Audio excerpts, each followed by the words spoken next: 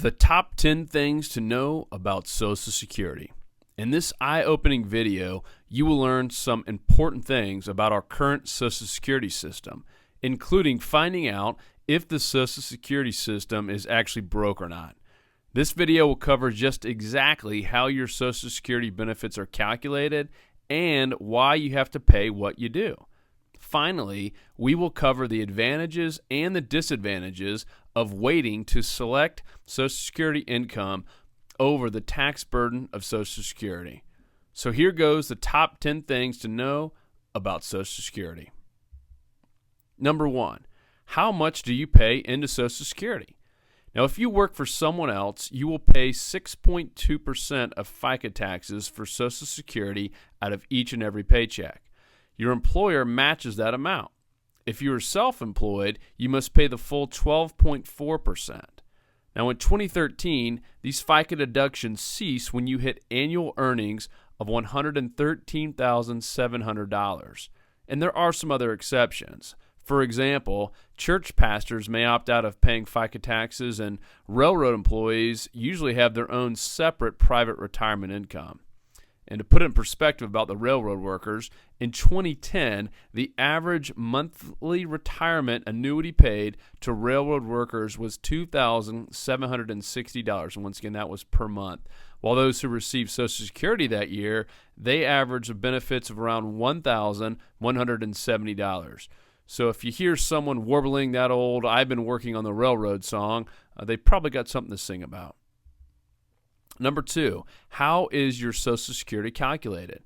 Well, your monthly Social Security benefit amount is based on a 35-year period in which you made the most earnings.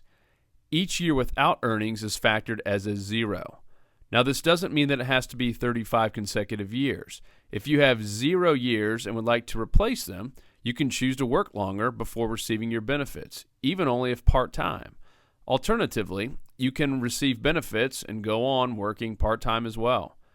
Now, a low-earning year will not replace one of your high-earning years, so don't worry about that. If you make more money, your monthly benefit gets raised accordingly, which is pretty nice. And if you're married, you or your spouse may draw 50% of the other's benefit. Now, this can come in handy. For example, if you only receive a benefit of $800, but your spouse will receive the maximum of $2,533, your Social Security check would be increased to half of that, which is around $1,267. That's a pretty big difference. And note that this is an either-or situation on the spouse, meaning you can't draw your benefit and half your spouse's benefit amount. It's one or the other. Of course, if it's a big increase, it's a no-brainer. Number 3, survivor and divorced spouse benefits. Sometimes one spouse predeceases the other. Also, in this modern age of very high divorce rates, many retirees are or have been divorced. Does death or divorce of a spouse affect your Social Security benefits? Maybe. If your spouse dies and you are full retirement age, you are eligible for a survivor's benefit equal to 100% of whatever he or she was receiving. If you are a widow or a widower, you can begin receiving Social Security benefits at age 60, but your benefit will be reduced since you elected to start drawing it before you reach your full retirement age.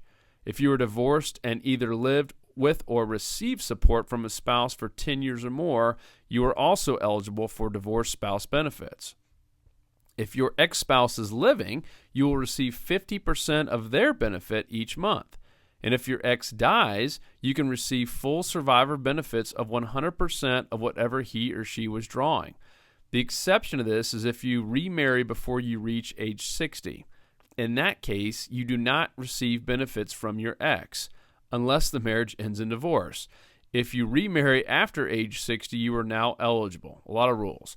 A spouse or ex-spouse benefits do not affect your ex-Social Security benefit amount. A plus to the divorced spouse benefit is that unlike those who are still married, you don't have to wait until your ex-spouse begins drawing Social Security and can sign up for benefits whenever you reach age 62 or older, provided you have been divorced 2 years or more. Eligible children may receive a survivor benefit up to 75% of the deceased benefit as well. Number 4, when can you start receiving benefits? You may start getting reduced benefits when you turn 62, and full benefits depending on your year of birth. How old you must be to start getting full benefits is on a sliding scale based on your year of birth. For example, if you are a baby boomer born between 1943 and 1954, your full Social Security retirement benefit will begin when you reach age 66. If you elect to start your retirement benefits sooner, let's just say at age 62, the amount you draw will be reduced. Those whose full retirement age is 66 will receive 75% of the maximum amount that they would be entitled to if they had waited the extra 4 years.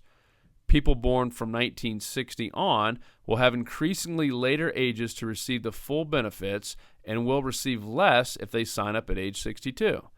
This means that if you're born in 1960 or after, your benefit will be reduced to 70% of the full amount, and if you retire at age 65 instead of your full retirement age of 67, you will only get 86.7% of the full benefit amount.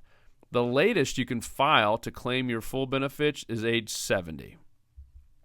Number 5, the advantages of waiting to receive benefits. Now, are there advantages to waiting a while before you start receiving your Social Security benefits? Yes and no, with a pretty big emphasis on yes. The upside to signing up for Social Security at age 62 is that you'll end up drawing more if you live long enough to outweigh the difference between the reduced amounts of benefits and waiting an additional 3 or 4 years to get the full benefits. You might call this the Vegas factor because it's kind of a roll of the dice.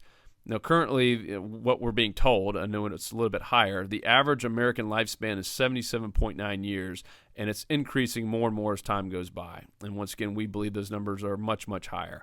So let's say that you would draw $780 a month if you started drawing benefits at age 62, increasing to $1,080 at age 66, and $1,464 if you elect to delay receiving your Social Security benefits all the way until age 70. Now, that's almost twice as much as starting when you hit 62, but, of course, look at the flip side of the coin.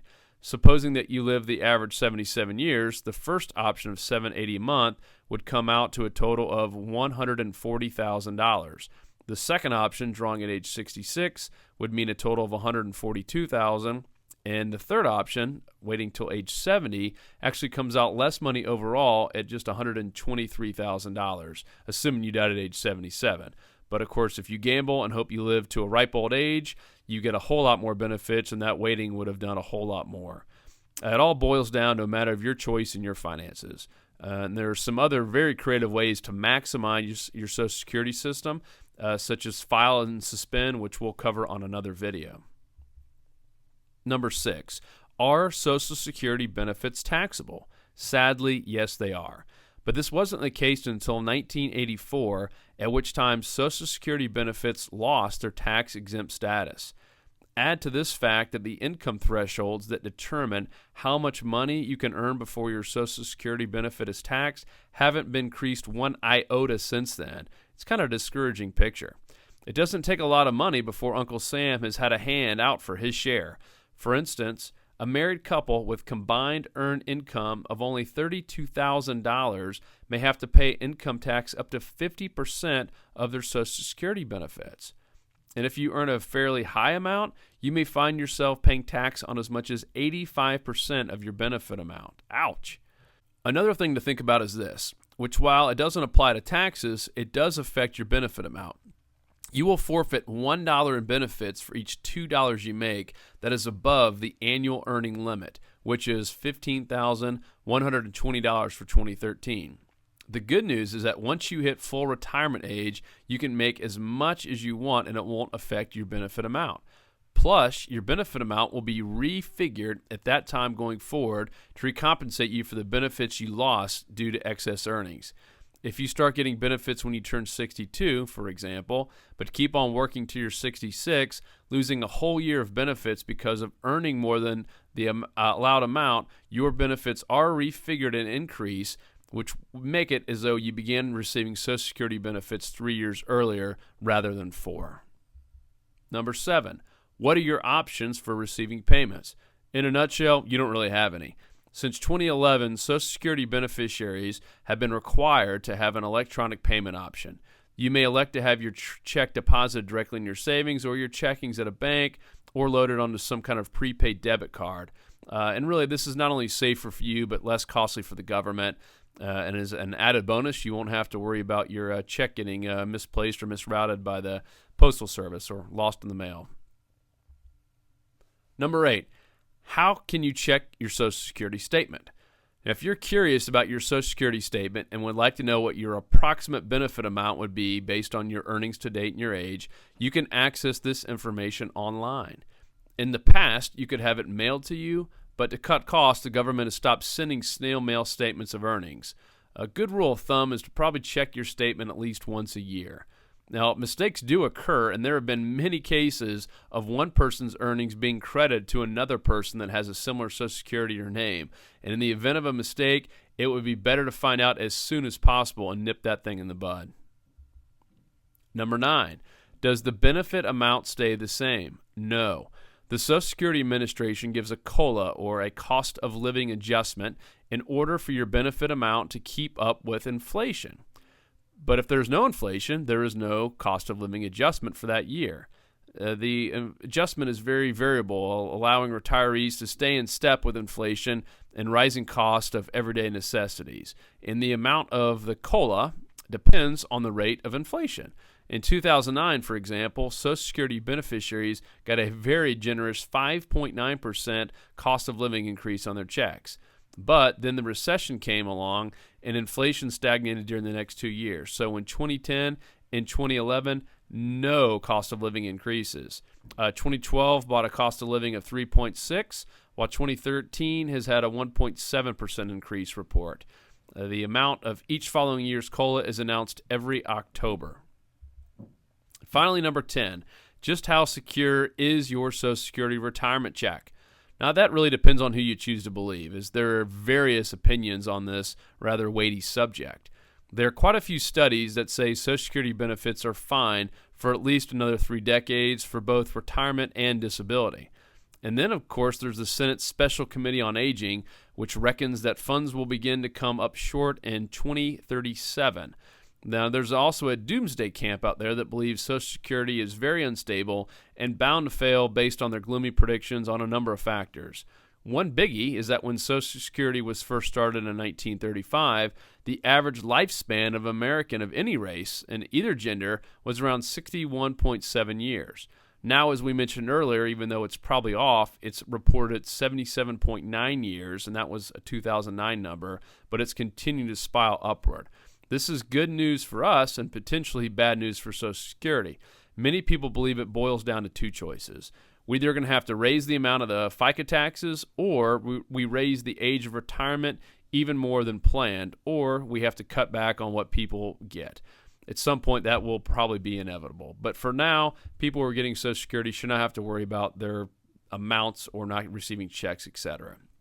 Now, Social Security is a boon to Americans, but the plain, unvarnished truth is that it doesn't allow for the kind of luxuries many of us enjoy during our working years. In fact, depending on the amount of your benefit, it may not even provide enough for the basics. Now, for more information on Social Security, including a free downloadable white paper on this subject, check out the link at the bottom of this video description. And then, of course, check out the rest of our channel. And don't forget to subscribe to us. We're a retirement think tank channel for all the new updates on retirement, Social Security, and many other tips on not running out of money in retirement. Best of luck.